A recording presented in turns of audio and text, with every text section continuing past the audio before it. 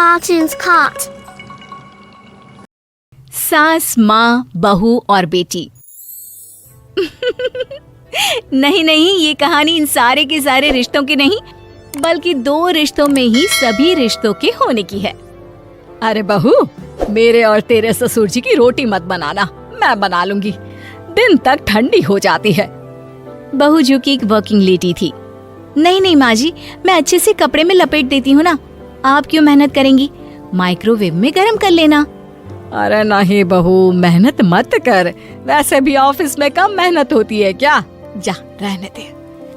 लेकिन बहू मानती नहीं, वो सास ससुर की रोटी बना कर ही जाती है। दोपहर में खाने के वक्त ससुर जी कहते हैं, अरे बहू को रोटी बनाने के लिए क्यों मना कर दिया, क्या हो गया, ठंडा ही तो खाते आए हम लोग हमेशा से। अरे वो क्या है ना, सुबह ऑफिस जाती है, घर का सारा काम करने में वक्त लग जाता है, अरे थकती है वो अलग, तो मैंने सोचा बहाने से ही थोड़ा कम काम करवाऊं। ससुर मुस्कुरा रहे होते हैं, ये तो अच्छा है, बहू को समझना जरूरी है। वक्त बीत रहा था, घर में सब खुश थे कि एक दिन, माँ जी आप शाम को थोड़ा टहलने निकला करें, घर पर रह रहकर हड्डियां जाम होती है, पापा को भी ले जाया करिए, मैं वक्त पर तो आ जाती हूँ। बहू ठीक 5 बजे ऑफिस से घर आ जाती है, फिर चाय नाश्ता बनाकर सास ससुर के साथ बैठती, उन लोगों को सारा दिन का हाल बताती। रात को पति घर आता है। क्या बात है बेटा, ऑफिस से आकर कभी हम लोगों के साथ भी बैठा कर। अरे माँ, दिन रात काम करके मन ही नहीं करता, अगले दिन की फिर तैयारी होती है, आप और पापा ही कमरे में आ जाओ। इससे अच्छी तो बहू है, कितना भी थकी रहे, घर आकर हम लोगों के लिए चाय नाश्ता बनाना, फिर बातें करना। बहू ना होती तो हम बुढ़ा बुढ़िया तो बैठे ही रह जाते।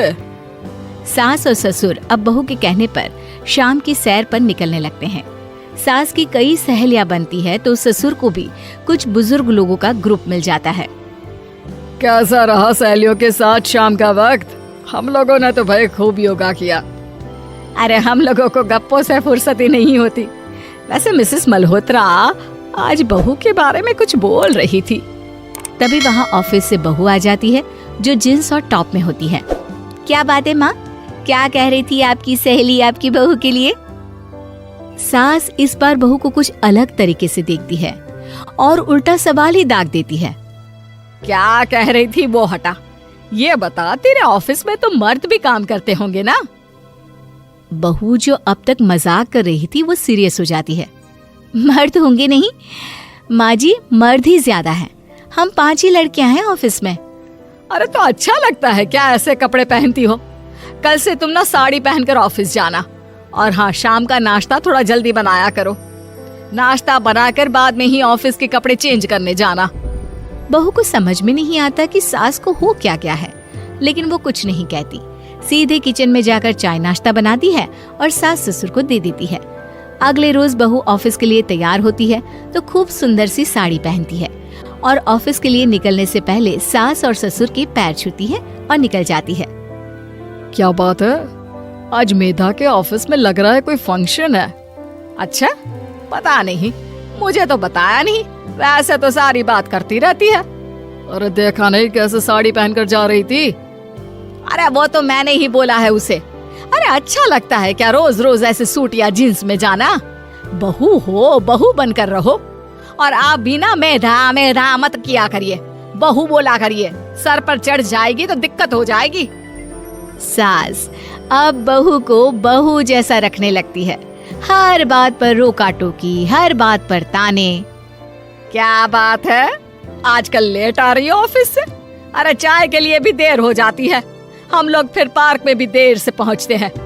सभी की बहुएं वक्त से चाय नाश्ता करा देती है अपने सास ससुर को, बस एक तू ही है जो उस वक्त ऑफिस से निकलती है। माँ जी, वो एक रास्ता पुलिस वालों ने न जाने क्यों बंद कर रखा है, जिसके कारण ट्रैफिक ज्यादा हो जाता है। मैं कोशिश करूंगी कल वक्त से पहले निकल जाऊं। ससुर देख रहे होते हैं कि बहू अब परेशान सी रहने लगी है। एक रोज, मेधा, बेटी मेधा। जी पिताजी। बेटा देख जरा कौन सी टी शर्ट अच्छी लग रही है। वो क्या है ना, शाम को सब बदल बदल कर टी शर्ट पहनते हैं, मैं भी सोच रहा हूँ कि आज कुछ अच्छा सा पहन कर जाऊं। हाँ पिताजी, ये सही है। ये लाल वाली ना बहुत जचेगी आप पर। मेरे पापा पर भी डार्क रंग बहुत जचता है। क्या चल रहा है? अरे ससुर के सामने घूंघट तो छोड़ो, ऊपर से रंग बताया जा रहा है टी शर्ट का। अरे बहू, कोई संस्कार दिए नहीं है क्या तेरी माँ ने? बहू इस बार बहुत निराश हो जाती है। वो वहाँ से तुरंत अपने कमरे में चली जाती है। अब बहू घर का सारा काम करती, ऑफिस जाती, लेकिन साड़ी और सर पर पल्ला लेकर। एक बार पड़ोसन उनके घर आती है। वाह सुमित्रा बहन, बहू का तो रूप ही बदल दिया। ठीक किया, बहू बहू जैसी ही अच्छी लगती है। अच्छा चलती हूँ मैं। पड़ोसन के जाने के बाद सास बड़ी अकड़ के साथ कहती है, देखा मेरा कमाल, कैसे मैंने मेधा बहू को कंट्रोल में कर लिया। अब बारी ससुर के बोलने की थी। हाँ सुमित्रा, बिल्कुल ये काम तो किया है तुमने, लेकिन कभी सोचा क्या खो दिया? क्या खो दिया? मैंने तो कुछ नहीं खोया जी। खोया है, पहले बहू जब ऑफिस जाती तुम्हारे पैर छूकर तुम्हें गले लगाती, लेकिन अब सिर्फ पैर छूती है। हाँ जी, ये बात तो आप ठीक बोल रहे हैं। पहले घंटों हम लोगों से बात करती, कमरे में ना जाती, ऑफिस से आते ही खुद की चाय, खाना, नाश्ता सब हम लोगों के साथ करती, सारी बात बताती। लेकिन क्या तुम्हें पता है, बहू की तबीयत खराब चल रही है, वो माँ बनने वाली है। ये बात मुझे बेटे ने बताई कि तुम्हें बता दूं। अब सास की आंख में आंसू थे। वो समझ गई थी कि लोगों के कहने में आकर उसने क्या खो दिया। शाम को बहू घर आती है तो माँ किचन में पकोड़े तल रही होती है। अरे माँ जी, आप रहने दीजिए ना, मैं आ तो रही थी। अरे नहीं, जा तू चेंज कर ले, मैं नाश्ता और चाय टेबल पर ही लगा रही हूँ मेधा। सास के मुंह से अपना नाम सुनकर बहू को बहुत अच्छा लगता है। माँ जी, कोई गलती हो गई है क्या? मेरे होते हुए आप काम करे, ये ठीक नहीं है। संस्कारी और समझदार बहू सास को माँ समझती है, लेकिन सास की बेवकूफी उसे सास ही बनाकर रखती है। बहू, मुझे भी थोड़े संस्कार और समझदार बनने का मौका दे, जिससे मैं भी बहू नहीं बेटी को देखूं तुझ में। और हाँ, मेरा होने वाला पोता क्या कहेगा कि दादी ने तो मेरी माँ को बहुत परेशान किया। बहू सास को गले लगा लेती है। नहीं माँ जी, वो कहेगा कि माँ को तो दादी ने बेटी बनाकर रखा है।